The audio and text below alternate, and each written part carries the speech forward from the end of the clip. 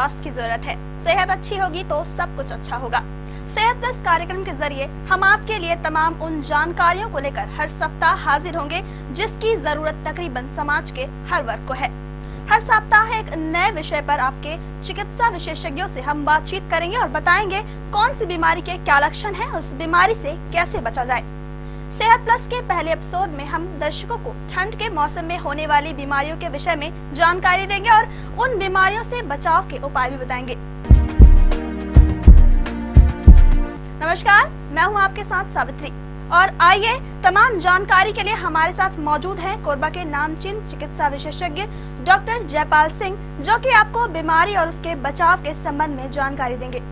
Doctor साहब, BTV inside news में आपका बहुत बहुत स्वागत है। डॉक्टर जयपाल सिंह जी, हम आपसे सबसे पहले जानना चाहेंगे कि अभी ठंड का मौसम है। इस मौसम में कौन कौन सी बीमारियां इंसान के लिए परेशानी का कारण बन सकती है, खासकर बुजुर्गों और बच्चों के लिए? वैसे तो ठंड का जो समय है उसे हम लोग हेल्दी सीजन, स्वस्थ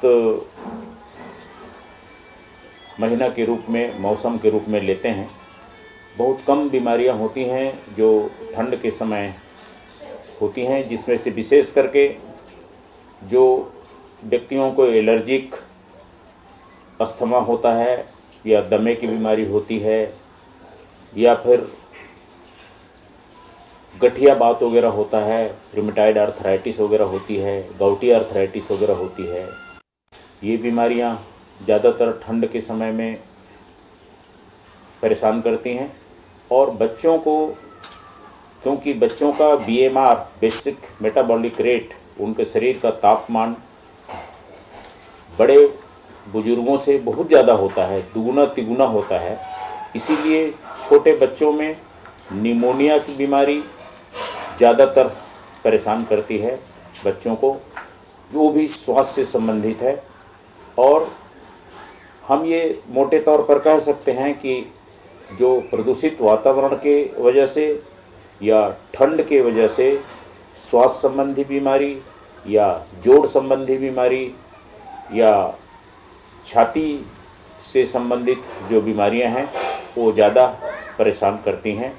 और प्रदूषित वातावरण होने की वजह से कुछ चर्म रोग भी ठंड के मौसम में ज़्यादा होते हैं, ऐसा अमूमन देखा गया है। और वैसे तो ठंड के समय को हेल्दी सीजन माना जाता है और हेल्दी सीजन होता है, क्योंकि ठंड के समय में रात बड़ी होती है, दिन छोटा होता है। और ठंड होने की वजह से हमारी जो पाचन क्रिया है, खान पान का जो तरीका है, उसमें ज़्यादा समय हम लोगों को सोने का या आराम करने का मिलता है। उससे हमारा शारीरिक हाजमा बढ़िया होती है और इसी वजह से इस सीजन को हेल्दी सीजन के रूप में हम लोग मानते हैं। आपने जिन बीमारियों का जिक्र किया है वो वास्तव में काफी जटिल और गंभीर बीमारियां हैं, मगर डॉक्टर साहब, अगर किसी को निमोनिया या फिर लकवा जैसी बीमारी हो जाती है तो उस स्थिति में व्यक्ति को क्या करना चाहिए? बुजुर्गों को जो जोड़ संबंधी जो गठिया बात होता है, वो ठंड होने की वजह से उसमें हमारे शारीरिक जो मांसपेशियां हैं उसमें जकड़न सी आती है, सिकुड़न होता है। और सिकुड़न होने की वजह से जो गठिया बात वगैरह होता है या रूमेटॉइड आर्थराइटिस होती है, गाउटी आर्थराइटिस होती है, उसमें बुजुर्गों को, बड़ों को या उस बीमारी से जो लोग ग्रसित रहते हैं उनको ज़्यादा समस्या होने लगती है ठंड की वजह से। इसीलिए ठंड से जब बचते हैं या गर्माहट शरीर में आती है तो हमारे जो जॉइंट्स होते हैं, जोड़ जो होते हैं, उसमें एक तरह का जो खिंचाव होता है वो दूर होता है और ठंड की वजह से वो खिंचाव बढ़ता है। इसलिए जोड़ का बीमारी ज़्यादा होता है ठंड के समय में। और दमा का बीमारी, जो अस्थमा जिसको बोलते हैं, चाहे वो एलर्जिक अस्थमा हो, चाहे और ब्रोंकियल अस्थमा हो, दूसरे तरह के जो श्वास की बीमारियां होती हैं, वो चूँकि ठंड के समय जो वातावरण का जो घनत्व होता है वो निचली सतह पे आ जाता है और जो प्रदूषित वातावरण होते हैं वो प्रदूषण जो ऊपर ना जा करके, अक्सर देखे होंगे कि आज झोपड़पट्टियों में जो सिगड़ी जलाते हैं कोयला के रूप में, तो सिगड़ी का जो कोयले का जो धुआं है ऊपर ना जाकर के नीचे सतह पर आ जाता है घनत्व ज़्यादा होने की वजह से, जिसकी वजह से हमें सांस लेने में बहुत तकलीफ़ होती है और उसीलिए सांस की बीमारियां ज़्यादा शुरू हो जाती हैं। विशेष करके बच्चों में भी इसी तरह के बीमारियां सांस के संबंधी होती हैं, निमोनिया होते हैं। ज़्यादा ठंड होने की वजह से उनको सर्दी बुखार शुरू में होता है, इसके बाद निमोनिया हो जाता है, जिससे बच्चे भी परेशान होते हैं। इसीलिए हम लोगों को बच्चों को ठंड के मौसम पर सर्दी से ठंड से बचाने का प्रयास करना चाहिए। उनको कम से कम हम लोग ठंड में इधर उधर ले जा कर के मोटरसाइकिल या साइकिल या कार वार से ज़्यादा सफ़र ना करें, और अगर सफ़र करते हैं तो उनको उसी तरह से उनका सुरक्षित वातावरण बना करके सुरक्षा का साधन करके उनको बढ़िया से गर्म कपड़े पहना करके ढक करके बच्चों को यहाँ वहाँ जाने का यात्रा करने का हम लोगों को काम करना चाहिए। डॉक्टर साहब, अक्सर ठंड के मौसम में बच्चों और अस्थमा से पीड़ित मरीजों को काफी परेशानी उठानी पड़ती है। ऐसे में व्यक्ति को क्या करना चाहिए? बच्चों को निमोनिया हो जाती है, सांस का बीमारी हो जाता है, उनसे बचने के लिए खास करके बच्चों को ठंड से बचाने का प्रयास करना चाहिए।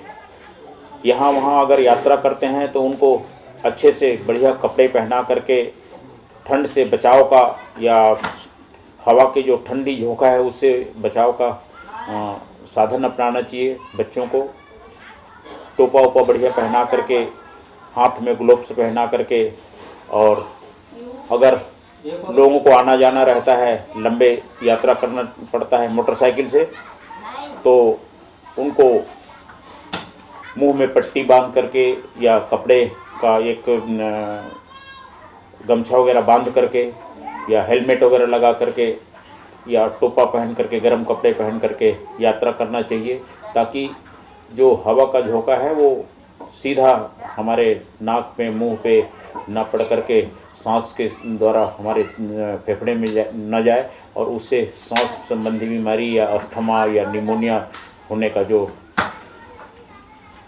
भय रहता है उससे बचा जा सकता है।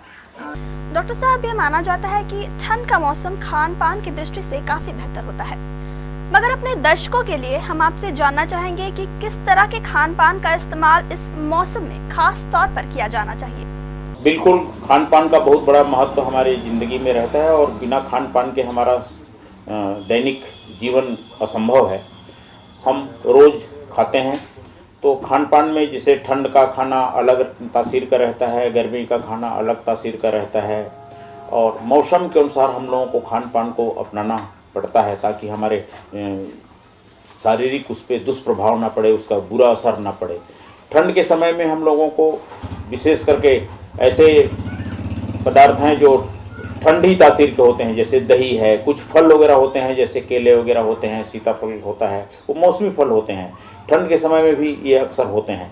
उनको अगर निमोनिया के या अस्थमा या दमा के बीमारी वाले जो हैं वो अगर खा लेंगे तो उनका दमा का वो है बढ़ जाएगा प्रभाव, और गठिया बात वगैरह लोगों के खाने पीने पे रहता है, पहनने ओढ़ने पे रहता है, वो उनसे बचाव के ये साधन हैं।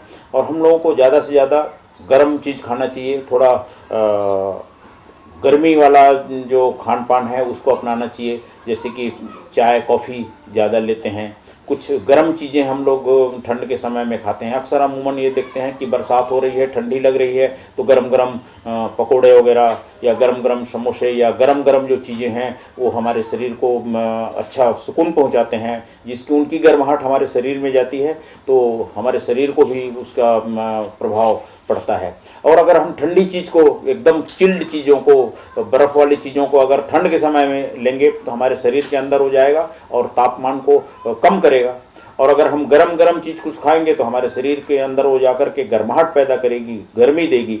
इसीलिए हम अलाव वगैरह के पास में बैठते हैं, बुजुर्ग लोग अलाव के पास में बैठ करके अपने शरीर की तापमान को बढ़ाने का काम करते हैं। डॉक्टर साहब, एक जानकारी आपसे और जानना चाहेंगे कि अगर किसी को सर्दी बुखार जैसा महसूस हो रहा है तो वो तात्कालिक तौर पर डॉक्टर के पास ना जाना चाहे तो क्या करें?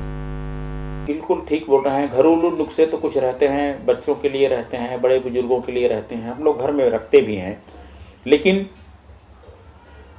प्रारंभिक रूप में अपन डॉक्टर के पास नहीं जा रहे हैं तो अगर बुखार है, दर्द है, तो सिंपल दवा है पैरासीटामॉल की गोली 500 मिलीग्राम का, एक गोली सुबह, एक गोली दोपहर, एक गोली शाम को ले लें। इसके बाद डॉक्टर को दिखा दें। आपने एक दवाई का नाम लिया निमेसुलाइड। निमेसुलाइड दवाई हमारे भारत सरकार ने अभी बच्चों के लिए बंद कर दिया है, क्योंकि उसका गलत असर हमारे शरीर को देखा गया है। जांच में पाया गया है कि उससे और भी बहुत सारे परेशानियां हमारे शरीर को निमेसुलाइड पहुंचाता है। इसलिए बच्चों को निमेसुलाइड देने का प्रथा हमारे भारत सरकार ने बंद कर दिया है। तो ये थे चिकित्सा विशेषज्ञ डॉक्टर जयपाल सिंह, जिन्होंने सर्दी के मौसम में होने वाली बीमारियों, उससे बचाव और उसके लक्षणों के बारे में आपको बताया। हमारे इस खास कार्यक्रम के लिए डॉक्टर साहब आपने अपना बहुत वक्त दिया, इसके लिए आपका बहुत बहुत शुक्रिया। धन्यवाद देता हूँ BTV को, कोरबा और हमारे इस सारे जो दर्शक हैं इस कार्यक्रम को जो देख रहे हैं, मैं उनका आभार मानता हूँ। किसी भी तरह से हम अपने समाज को, अपने खुद को अच्छा स्वस्थ रखने का काम करें। दर्शकों, अगले सप्ताह फिर मिलेंगे आपकी सेहत से जुड़े कुछ नए सवालों के साथ। तब तक के लिए नमस्कार।